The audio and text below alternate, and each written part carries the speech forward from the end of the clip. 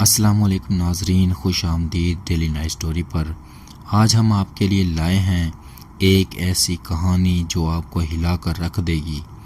یہ داستان ہے 3 بہنوں کی جو ایک پرانے گھر میں رہتی تھیں اور ایک ہی وقت میں حاملہ ہو گئیں، لیکن جیسے جیسے ان کے حمل کا وقت قریب آتا گیا اس گھر میں عجیب و غریب حرکات شروع ہو گئیں۔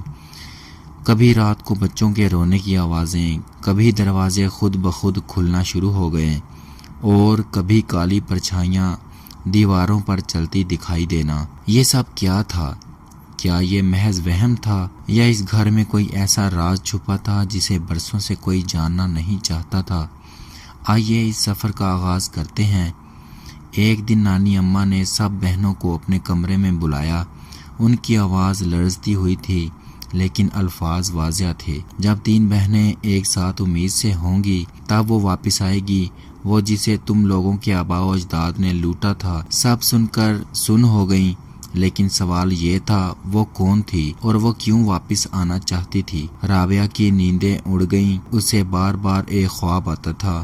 ایک کالی عورت، گیلے بال، کانوں سے خون رس رہا تھا۔ تم نے میرا حق چھینا، اب میں تمہاری نسل چھین لوں گی۔ زلیخا اور نائلہ نے بھی عجیب سائے دیکھنے شروع کر دیے، جیسے ہر کونے میں کوئی چھپا ہو اور سانسیں لے رہا ہو۔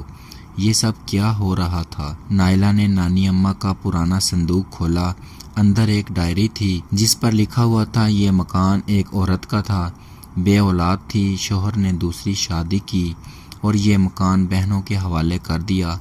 مرتے وقت وہ عورت چیخی، جب 3 بہنیں ایک ساتھ ماں بنیں گی میں لوٹ آؤں گی۔ پھر کیا وہ وقت آ چکا تھا؟ زلیخا کو اچانک خون بہنا شروع ہوا، اسے فوراً اسپتال لے جایا گیا، لیکن دیر ہو چکی تھی، بچہ بچ نہیں سکا۔ گھر میں سوگ چھا گیا۔ زلیخا دیوار کی طرف منہ کر کے چپ چاپ لیٹ گئی اور اس رات پچھواڑے میں ایک پرانا جھولا خود بخود ہلتا نظر آیا۔ نائلہ نے ایک عامل مولوی صاحب کو بلوایا۔ انہوں نے گھر کا جائزہ لیا اور پھر بولے، یہ گھر بدروح کے قبضے میں ہے، وہ تمہارے بچوں کی جان لینا چاہتی ہے اور تم میں سے کسی ایک کو قربانی دینی ہوگی۔ سب کی روحیں کانپ گئیں۔ قربانی کس چیز کی؟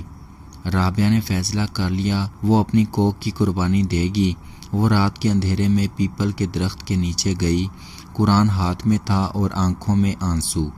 میں آئی ہوں اپنی بہنوں کو بچانے، میری کوکھ لے لو لیکن ان کے بچوں کو چھوڑ دو۔ ایک چیخ سنائی دی اور رابعہ بے ہوش ہو گئی۔ چند مہینے گزرے، زلیخا اور نائلہ کے ہاں صحت مند بچے پیدا ہوئے اور رابعہ جو سب کچھ کھو چکی تھی اس کے ہاں بھی ایک نئی امید پیدا ہوئی۔ نانی اماں نے کہا، روح کو سکون مل گیا، تم لوگوں کی نسل محفوظ ہو گئی، لیکن رابعہ تم نے جو قربانی دی ہے وہ کبھی نہ بھولی جائے گی۔ یہ تھی 3 حاملہ بہنوں کی قربانی، خوف اور روحانیت سے بھرپور سچی داستان۔ اگر آپ کو یہ کہانی پسند آئی ہو تو لائک اور کمنٹ ضرور کریں، اور اگر آپ چاہتے ہیں ہم مزید ایسی کہانیاں لائیں تو ڈیلی نائٹ سٹوری کو فوراً سبسکرائب کریں۔ ملتے ہیں اگلی پراسرار داستان میں، تب تک کے لیے اللہ حافظ۔